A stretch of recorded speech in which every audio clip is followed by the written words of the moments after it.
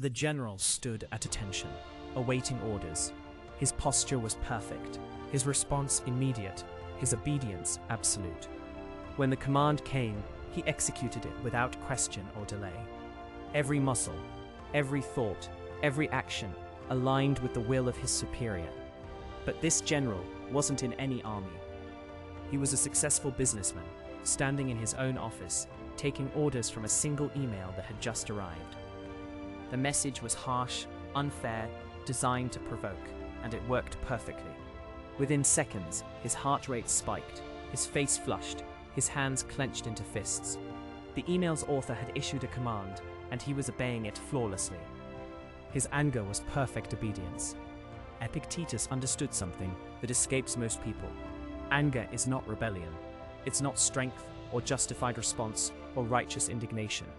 Anger is the most complete surrender possible. The moment when you hand control of your inner state to whoever or whatever provoked you. When you become angry, you become perfectly obedient to external circumstances. Someone cuts you off in traffic, and instantly your emotional state changes. A colleague makes a snide comment, and immediately your peace disappears. A friend betrays your trust, and suddenly your entire day revolves around their action. In each case, you have become the perfect soldier, responding instantly and predictably to commands you never agreed to follow. The angry person believes they are asserting their will, but they are actually demonstrating their complete lack of it. They think their rage proves their strength, but it reveals their weakness. They imagine their fury shows independence, but it exposes their slavery. Consider what happens in your body when anger strikes. Your heart races, not by your choice, but because the situation commanded it. Your breathing quickens, not because you decided it should, but because the provocation ordered it. Your muscles tense, your voice rises, your judgment clouds, all following orders issued by forces outside yourself. This is not self-governance. This is being remote controlled by your environment. Epictetus taught his students to recognize the moment of command. Someone insults you, that's their action. But your anger in response, that's you taking orders.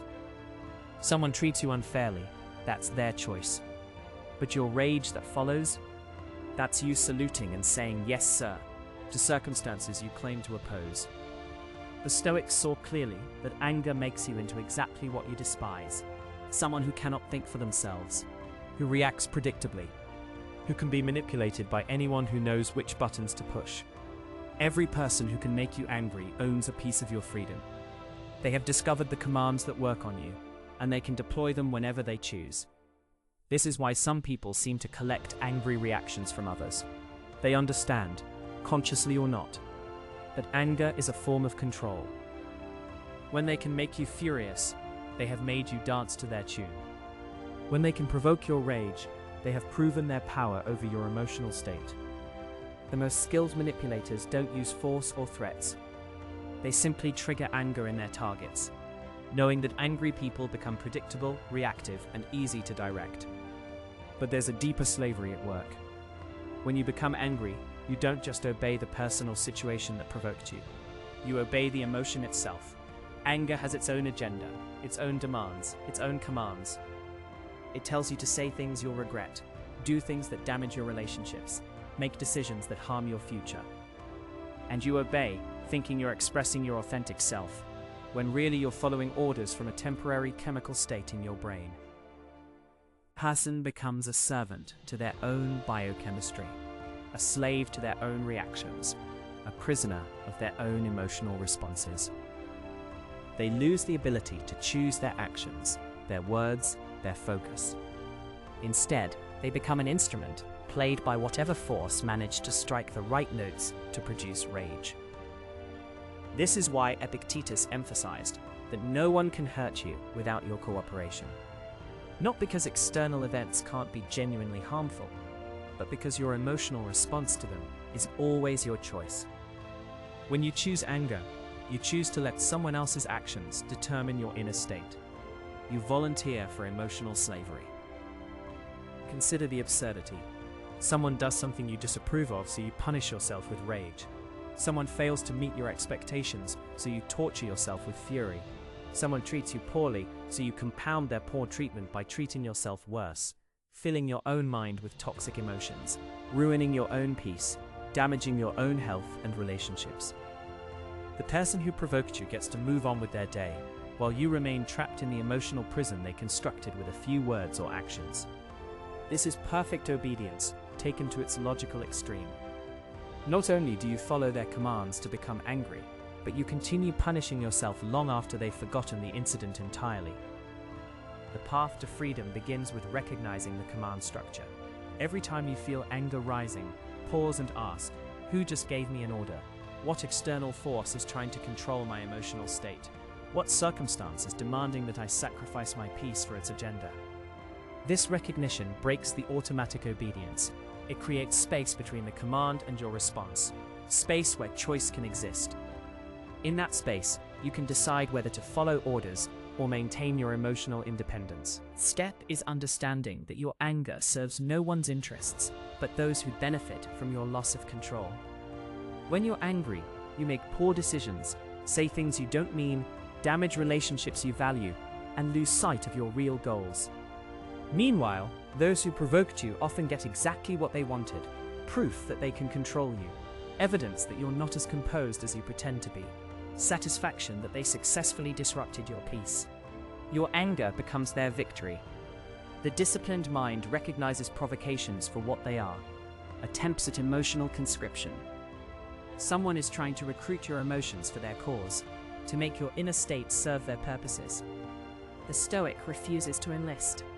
They see the recruitment attempt, acknowledge it, and decline to participate. This doesn't mean becoming passive or accepting mistreatment.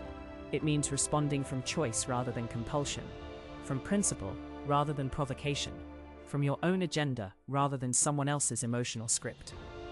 True strength lies not in the intensity of your anger, but in your ability to remain unmoved by attempts to anger you.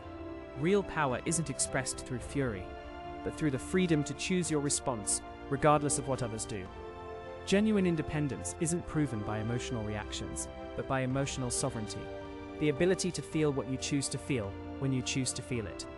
The person who cannot be made angry cannot be controlled. They have achieved something rare in human experience, complete emotional autonomy.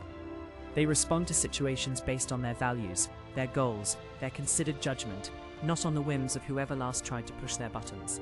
This is the ultimate act of rebellion against a world that constantly tries to commandeer your emotions. When you refuse the order to become angry, your independence from external control. When you maintain your peace despite provocation, you prove that your inner state belongs to you alone. When you respond thoughtfully instead of reactively, you demonstrate genuine strength, the strength to govern yourself regardless of what others do. The next time someone tries to make you angry, remember, they are not attacking you. They are trying to recruit you. They want you to join their emotional army, to become a soldier in their drama, to let their agenda determine your inner experience. You can choose to enlist, or you can choose to remain free. Perfect obedience to your anger makes you perfectly controllable by anyone who knows how to provoke it. Perfect discipline over your anger makes you perfectly free from anyone's attempts to manipulate your emotional state. The choice, as always, is yours. If this moved you, comment "The Citadel holds" below. It is our sign that you carry the philosophy with you. Subscribe and I will see you in the next one.